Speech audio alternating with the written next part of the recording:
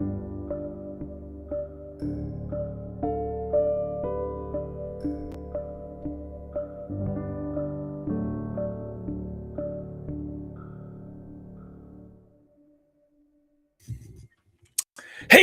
good morning, everybody. It's Tuesday, June 30th, 2026. I, of course, am Hammer, founder of Hammer Solutions, home of great products such as Originator, Success, Grab and Go Social, and Rate Sensei. Be sure to check those out and find out how we can help you to get more loans from Google, AI search, social media. Go check them out. Remember, you can join me live each and every weekday morning, 9:30 a.m. Eastern Time, where we go over what's going on in the news, the headlines with rates, with pricing, all that good stuff. If you're here this morning, say good morning. If you're watching on the replay, do me a favor, give me hashtag replay in the comments. Let me know that you're here. This morning's lock advice. I would still consider locking anything's closing in July. I would float anything that's longer than that. I don't think we have to worry about rates moving much higher, but I also don't think they're going to get much lower. So make sure you stick around and find out why I have that to say. Once again, welcome to all the live folks. Appreciate you being here. So much fun to have you here. I'm going to go ahead and jump in and get started this morning. So let's dive right in. And we'll start with the technicals. Looking at the technicals this morning, you can see that mortgage-backed securities currently down about 5 basis points on the day. This is right around 9:30 a.m. Eastern time. However, we've got the JOLTS data coming out at 10 a.m. and also consumer sentiment data coming out at 10 a.m. So we could see a change in how this rolls out, plays out. We could see when I move it and it shrinks again. We could see mortgage-backed securities go further, which would mean rate sheets would be a little bit worse this morning, depending on how that all plays out at 10 a.m. So let's go ahead and take a look at a quick, come on, buddy. Let's do a quick recap. Why is this not, come on. I think it's got moisture. All right, let's try that one more time. There we go. All right, quick recap of what happened yesterday. Take a look at mortgage bonds. Let me bring this screen up a little bit for you. Hold on a minute. There you go. I'm going to play around with some things. I really want to dial in some things this morning. So anyway, taking a look here, you can see it was really flat on the day yesterday. Not much of a change at all. No reprices that we had to worry about. Things were really calm, really quiet. As far as where that leaves rate sheets today, if rates were to come out right this moment, they're going to be basically the same as what we've seen the last couple of days. Matt Graham has 6.52 for yesterday. It's 6.53. I mean, really, like we have been 6.53, 6.53. We'll call it 6.52. Today would be at 6.53, right? So we've seen rates kind of cap out the last few days. Today, very likely to be similar to that. We're going to get that JOLTS data, the job opening labor turnover survey data at 10 a.m. If the JOLTS data shows a lot of job openings and lower layoffs, that's going to be labor market strength. I think that we'll actually see this get a little bit worse. Probably lose another, 7, 8, 9 basis points, which would drive pricing up just a little bit from where we're at right now.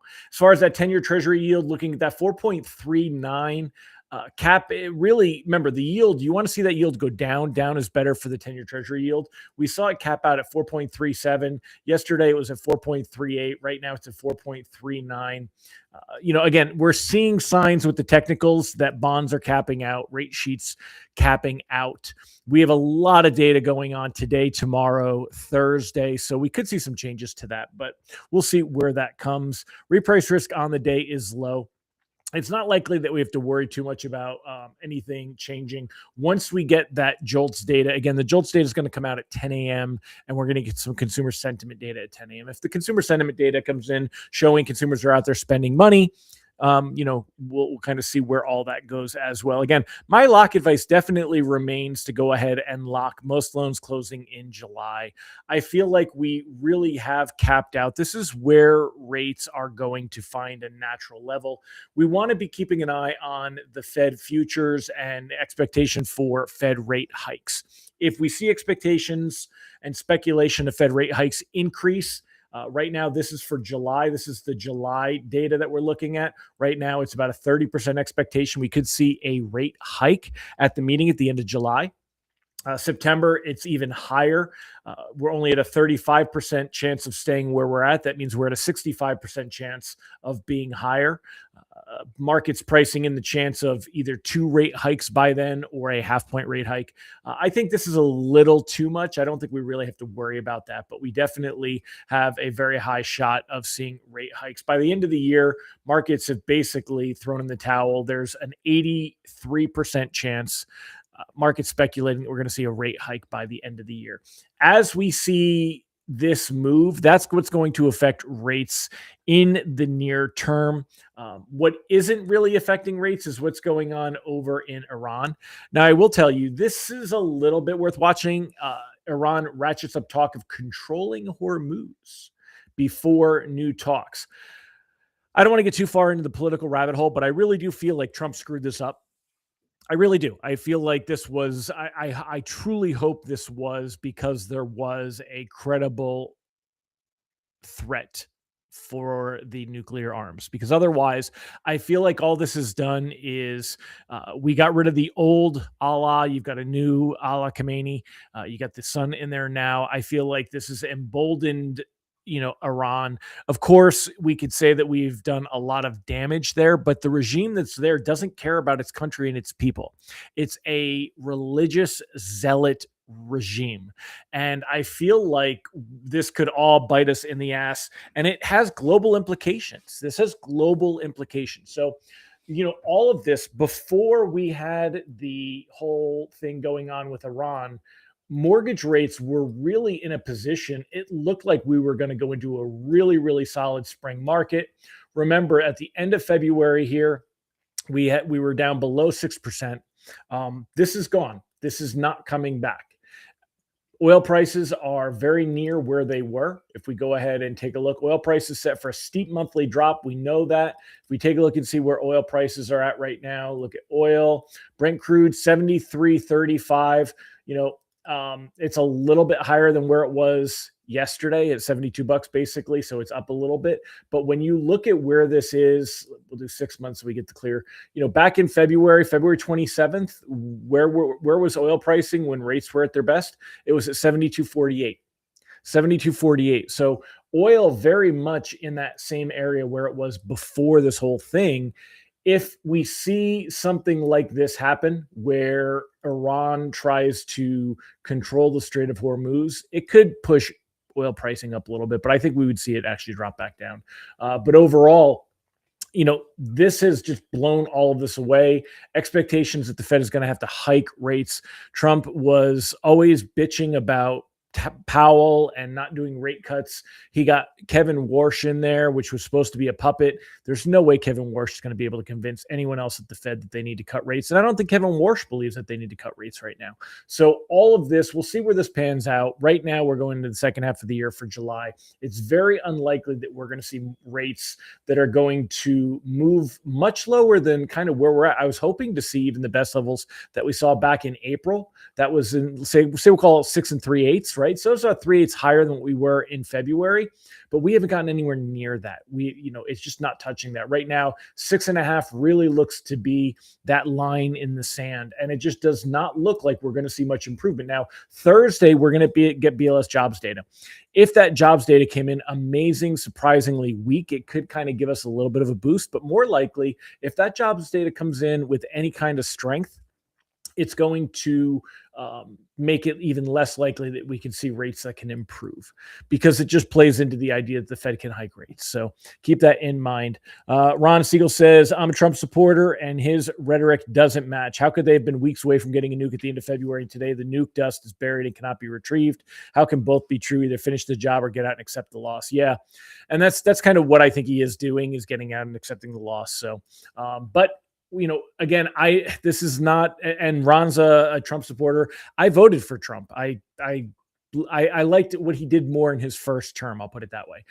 But at the end of the day, I don't see that there's any position that this is going to help. That's going to help rates that are going to drop much lower. So this is kind of where we're at. I think it's a great time to be locking in because we have seen that bonds are really kind of capping out. We've got the 100-day moving average right here for technical resistance. We have not seen bonds break through the 100-day moving average since all the way back here in March. This is March when we saw, and again, that's before the whole February 27th scenario actually is right here. Where is it? Where's February 27th? There it is. So here's your best levels. And once the Iran situation has taken effect, it really, really has changed the outlook and it pushed bonds down. And it's, it's not just going to spring back. We've got expectations of Fed rate hikes. You've got AI. I know that the president always, and this is not a Trump thing, this is every president takes credit for the economy. The economy is, stocks are just continuing to rip. We're in a tech bubble. I don't know that it'll prove to be a bubble, but we're in a tech drive up and it's AI. AI is driving up stocks. It's driving up all of the tech stocks, all of the chip makers, so many different industries it's driving up. So, Trump can take credit for it on paper, but he had nothing to do with it. He didn't create AI. The AI is what is driving this. And all of that is going to, again, a reason that you don't see any point of lower rates, lower bonds. It's just not going to be there. When you've got stocks that are just delivering these kinds of returns, traders don't have to put money in bonds for safety. They're basically balancing portfolios. Today is the witching hour. You've got, the end of month, end of quarter, everything kind of happening today. And even still, mortgage-backed securities, like I said, they're down about 5 basis points on the day. When the JOLTS data comes out in 15 minutes, they may dip a little bit more than this. We might go down 10 or 12 basis points. You'll see slightly worse pricing for the day, but that's kind of where we're at. So anyway, that's what we've got for today. I hope that helped. Make sure that you sign up to get reminders to join me live so you don't miss the show. I'm going to start starting a little bit faster. So make sure when you get that text that you pop right on and make sure that you're signed up to get the texts because I'm going to start a little bit faster. Also, make sure you sign up for our written daily lock advice, www.ratelockedvice.com. Sign up for our text alerts at www.ratetextalerts.com. Check those out. Use those cool QR codes. Originator Success. I'm going to start promoting it a lot heavier. We've got a lot of people that are getting loans on AI search, still getting loans on Google search. Google search, still huge. We help you to generate reviews, get those reviews on Google, have those reviews show up in AI. We provide websites that actually convert. These are not lead generation. It's not going to create a bunch of crappy, tire kickers that you've got to chase around. Our websites actually create conversations, help you to get real loans, and help you to rank higher on Google and on AI search. And then if you are looking to get more out of your social media, check out Grab and Go Social. $7 for the first month. It's less than $100 a month after that. It is content delivered to your doorstep every day to go out and post. Austin is great at this. And it's also weekly coaching, and the content is also editable if you want to customize it. So it's grab and go content. So you've got something every day to grab and go with. Multiple platforms will help you to figure out what platforms you should be on and why and all that stuff. So go check it out. Definitely go check it out. And I'm curious to see what Ron said about the comments from the Fed. Warsh has already moved FOMC members that the Dallas Fed trim mean test is the best inflation metric. That is in the high twos right now. I would like to see more about that. I'll definitely Google that and I'll read up a little bit more about that. Today is National Social Media Day. Austin got this on the calendar. Yeah. National Social Media Day. Wouldn't that be funny? Ron says, I start before we get the text. Yes, because if you click the link and if you click the link and I haven't started, then you've got to refresh the page, keep refreshing until you see me. If I'm already there and you click, then you'll see me already started. So I have that 30-second countdown. And then I have usually about a minute and a half that I kind of kill with all the, join me live each and every day, blah, blah, blah, intro stuff on purpose to give a 2-minute grace period from when that text comes out. So I won't start too fast, but I will kind of keep an eye on it. But all right, my friends, hope you have a fantastic day. I will see you tomorrow. Take care, everybody. Bye bye.